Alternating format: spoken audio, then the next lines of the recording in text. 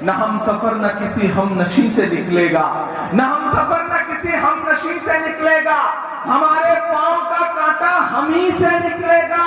वतन की रेत मुझे एड़ियां रगड़ने दे, मुझे यकीन है पानी यहीं से निकलेगा। बहुत समझदारी से काम लेना पड़ेगा आपको। जो पेट्रोल डीजल 58 रुपए लीटर था वो 100 के पार चला गया, जो गैस सिलेंडर 400 का था वो 1000 के पार चला गया। आटा चावल हो, दूध हो, दही हो, कोलकाता वालों, प्रदीप भट्टाचार्य जी आपके कैंडिडेट हैं और मैं इन्हें तकरीबन 4-5 साल से सियासी तौर पर इनके बारे में जानता पहचानता था और पिछले 1.5 साल पहले जब मैं मेंबर ऑफ पार्लियामेंट बनकर के देश की राज्यसभा में आया तो मैंने प्रदीप दादा को वहां पे पार्लियामेंट में अपने साथ एक गार्जियन की हैसियत से पाया, महसूस किया। और दादा से मिलने के बाद मुझे महसूस हुआ कि ये बंगाली में जो दादा भाई को बोला जाता है और हमारे यूपी में दादा जो है वालिद के वालिद को बोला जाता है, यानी कि ग्रैंडफादर को। तो ये सबके लिए दादा भाई की तरह थे, मेरे लिए वो वाले दादा थे, उम्र जिसकी ग्रैंडफादर की उम्र की है। और इस बार जब इन्होंने मुझे आवाज दिया कि आपको प्रोग्राम के लिए आना है, मेरे लिए जनसभा के लिए आना है, तो मैं उनकी बात को इनकार नहीं कर सका। झील में पानी बरसता है हमारे देश में, झील में पानी बरसता है हमारे देश में, खेत पानी को तरसता है हमारे देश में, जिंदगी का हाल खस्ता है हमारे देश में, दूध महंगा खून सस्ता है हमारे देश में। 6 चरण के इलेक्शन हो चुके हैं, आखिरी फेज बाकी है जो 1 जून को न सिर्फ कोलकाता नॉर्थ के मुस्तकबिल का फैसला होना है बल्कि हिंदुस्तान के मुस्तकबिल का भी फैसला होना है। कितना खूबसूरत मंजर है, हल्की हल्की बारिश की बूंदें हैं और आपकी जिंदादिली है, आपकी मौजूदगी है। मैं आपको सलाम करता हूं। जब इस मुल्क में नफरत की बारिशें हमें नहीं डरा सकी तो पानी की रहमत की बारिशें हमें क्या डराएंगी। आप यहाँ मौजूद हैं, मैं अगले कुछ मिनट आपसे मुखातिब रहूंगा। आपसे ये कहना चाहता हूं मेरे भाई कि मुल्क एक अजीब दौर से गुजर रहा है। इस मुल्क में लड़ाई 2 विचारधाराओं के बीच में है।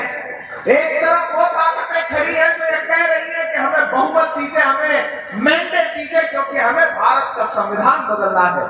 नरेंद्र मोदी जी के जितने भी दोस्त हैं, चाहे वो आनंद हेगड़े हो, चाहे ज्योति मिर्धा हो, चाहे लल्लू सिंह हो, चाहे अरुण गोविल हो, सारे के सारे लोगों के भाषण उठा के देख लीजिए पिछले 2 महीने के। उन्होंने पूरी बेशर्मी के साथ एक बात कही कि हमें मैंडेट दीजिए क्योंकि हमें भारत का संविधान बदलना है, आईन बदलना है। एक तरफ नरेंद्र मोदी खड़े हैं जिनके साथी और जिनके लोग कह रहे हैं कि हमें संविधान बदलना है, और एक तरफ राहुल गांधी खड़े हैं जो ये कह रहे हैं कि हमारे जिस्म में जब तक एक भी सांस बाकी है न हम हिंदुस्तान के संविधान पर आंच आने देंगे, न हिंदुस्तान की जमहूरियत पर आंच आने देंगे।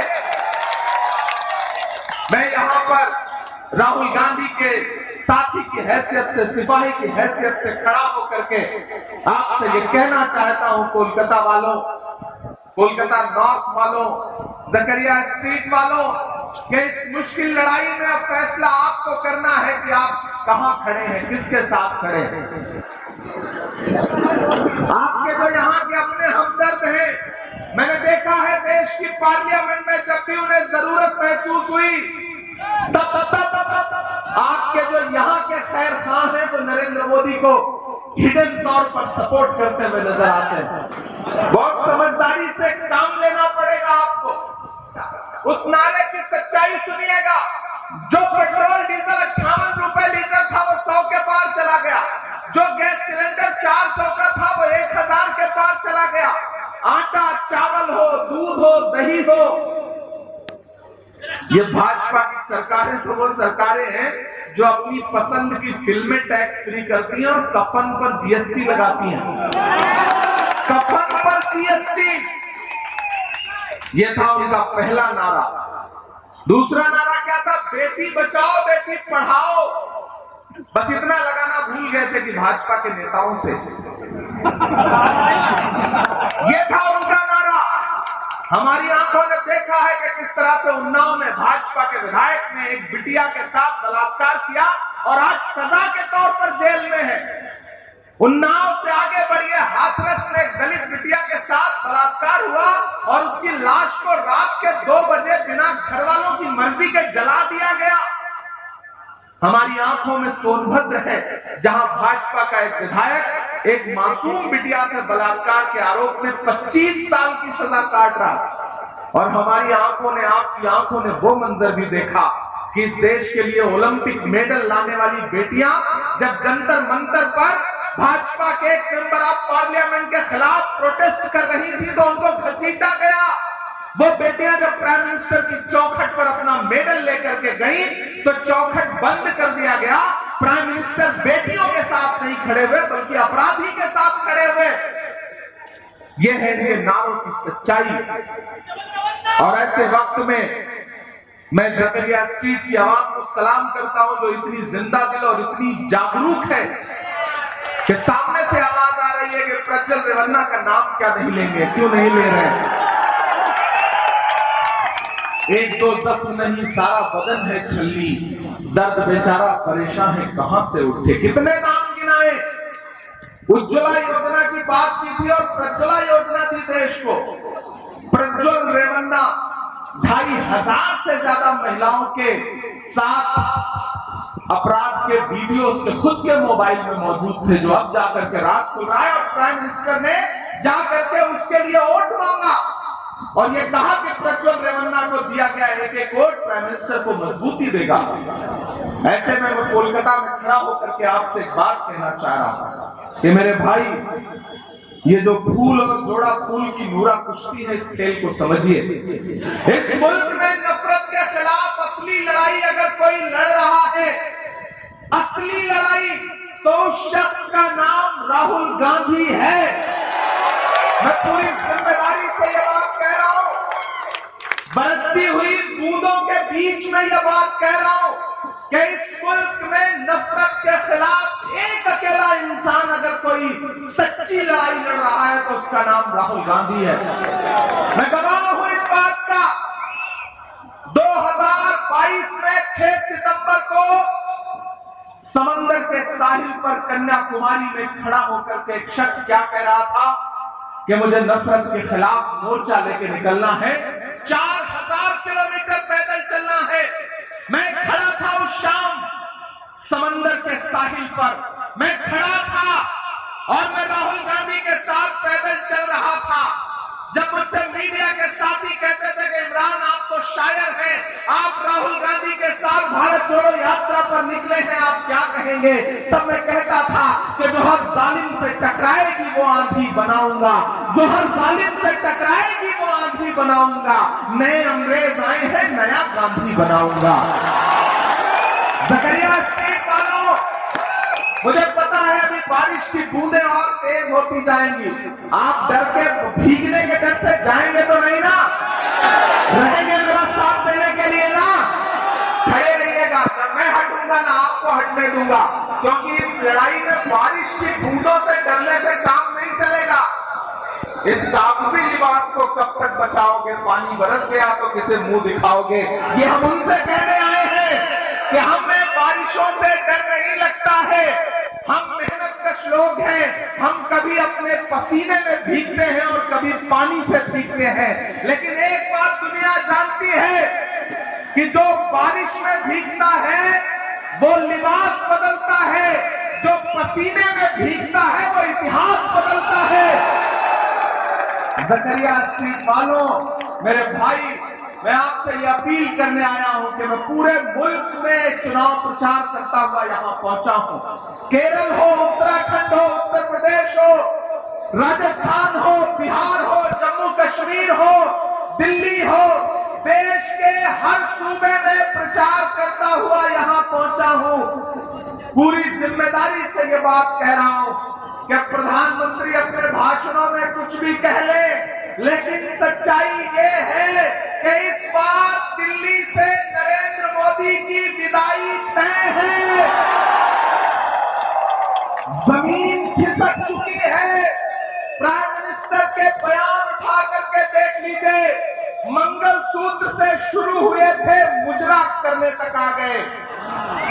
सुना करके उनका स्टेटमेंट, आज भी उन्होंने बिहार में खड़े होकर के ऐसा लफ्ज बोला, ऐसे शब्द का इस्तेमाल किया कि उसे बार बार मंच पर दोहराया भी नहीं जा सकता। अपने विपक्षियों के लिए, अपने अपोनेंट के लिए मुजरा शब्द का इस्तेमाल किया उन्होंने। एक प्राइम मिनिस्टर कभी ये बोलता है कि कांग्रेस की सरकार आ गई तो आपका मंगलसूत्र छीन लेगी, फिर बोले कांग्रेस की सरकार आई तो आपकी भैंस छीन लेगी। याद है उनका नारा क्या था? मैं देश नहीं बिकने दूंगा। आजकल क्या नारा लगा रहे हैं? मैं भैंस नहीं बिकने दूंगा। देश बिकने से लेकर भैंस बिकने पर पहुंच गए हैं। इसलिए मैं यहाँ की जिंदा दिल आवाम को, यहाँ के दानिश्वर लोगों को, अपने बुजुर्गों को, सबको पुकारता हुआ ये कहता हूँ कि मेरे भाई, अच्छा फोटो भी इधर लगी हुई है, देखिए साहब दाढ़ी वाड़ी बढ़ा करके खड़े हैं। 4-5 दिन पहले रोए, एक इंटरव्यू देते हुए प्राइम मिनिस्टर साहब रो पड़े। मुझसे मीडिया के साथियों ने कहा, इमरान साहब प्राइम मिनिस्टर तो आज भावुक हो गए, उनके आंसू निकल आए, आप क्या कहेंगे? मैंने कहा वो अब तिजारती पहलू निकाल लेता है, मैं कुछ कहूं तो तराजू निकाल लेता है। मैं इसलिए भी तेरे फन की कद्र करता हूं, तू झूठ बोल के आंसू निकाल। राहुल गांधी ने मेरी बात को बहुत संजीदगी से सुनना कि एक ऐसा वक्त जब सियासी तौर पर तमाम पॉलिटिकल पार्टियां आपसे, आपकी परछाई से अपना दामन बचा रही हो, ऐसे वक्त में राहुल गांधी ने आपके इस बेटे को, आपके इस भाई को हाथ पकड़ के ये कहा कि देश के सबसे बड़ी पार्लियामेंट में, राज्यसभा में जाओ और वहां बैठ करके अपने समाज के लोगों के लिए, अक़लियत के लोगों के लिए, मजलूमों के लिए, गरीबों के लिए लड़ाई लड़ो, आवाज उठाओ। और ये प्रदीप दादा भी इस बात के गवाह हैं कि चाहे इस देश की सड़कें हो या संसद हो, इमरान प्रतापगढ़ी ना कल चुप हुआ था, ना आने वाले दिनों में चुप होगा, ये मेरा आपसे वादा है। क्योंकि मैं इसलिए जिंदा हूं कि मैं बोल रहा हूं। दुनिया किसी गूंगे की कहानी नहीं लिखती। मैंने देश की पार्लियामेंट में भी खड़े होकर के साहेब से सवाल किया था और जकरिया स्ट्रीट पे भी खड़ा होकर सवाल पूछ रहा हूं कि कहां सोया है चौकीदार। सबसे पहले तो आपकी जिंदा दिली को सलाम। मैं सच में सोच के आ रहा था कि आगे बारिश होती रहेगी तो कैसे बात की जाएगी आपसे, लेकिन मैंने ये महसूस किया कि ये जकरिया स्ट्रीट के लोग हैं, कोलकाता के लोग हैं, ये सच में किसी बारिश से डरने वाले लोग नहीं है। सलाम आपकी मोहब्बत को, सलाम आपकी मौजूदगी को। याद है 2013 का उनका नारा, भाइयों बहनों, देश के खजाने की चाबी सौंप दो, मैं देश नहीं लूटने दूंगा, चौकीदारी करूंगा। अब मैं उनसे सवाल पूछ रहा हूं कि कहां सोया है चौकीदार, कहां सोया है चौकीदार। विजय माल्या नाक के नीचे से हो गया फरार, कहां सोया है चौकीदार, कहां सोया है चौकीदार। आपकी तालियों का जो शोर है ना, सिर्फ कलकत्ता तक नहीं रहना चाहिए, वो दिल्ली तक पहुंचना चाहिए। साहेब के कानों का आप जिस टेबल और गद्दे के लिए जाने पहचाने जाते हैं, वो मुझे नजर आना चाहिए कि कहां सोया है चौकीदार, कहां सोया है चौकीदार। गैस सिलेंडर की कीमत भी 1000 के पार, कहां सोया है चौकीदार, कहां सोया है चौकीदार। कि चाय बेचने वाला,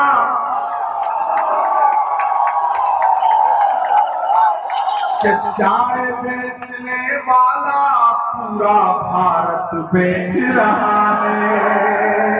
सही कह रहा हूं ना? सही कह रहा हूं कि नहीं कह रहा हूं? सही कह रहा हूं ना? कि चाय बेचने वाला पूरा भारत बेच रहा है। इसी काम में हासिल उसे महारत बेच रहा है। कि रेल बिक गई, तेल बिक गया, बिका हवाई अड्डा। मैंने सुना है आज बंगाल में, कोलकाता में रेड अलर्ट है, हाई अलर्ट है।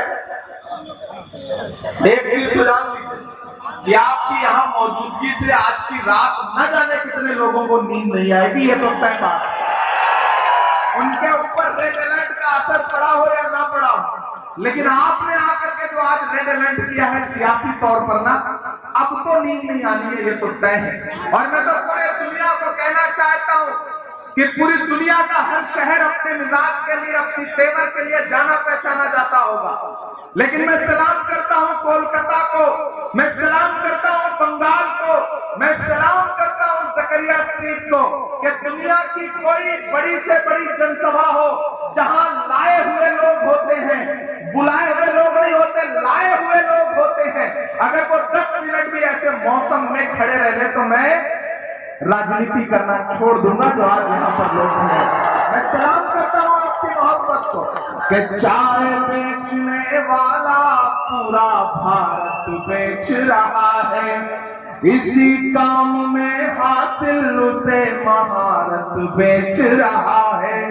कि रेल बिक गई, तेल बिक गया, बिका हवाई अड्डा, सब कुछ बिकता देख के खुश है अपने जेपी नड्डा।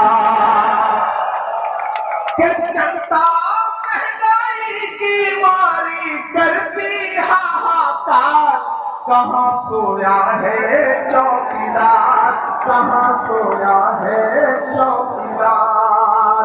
विजय माल्या नाक के नीचे से हो गया फरार, कहाँ सोया है चौकीदार, कहाँ सोया है चौकीदार।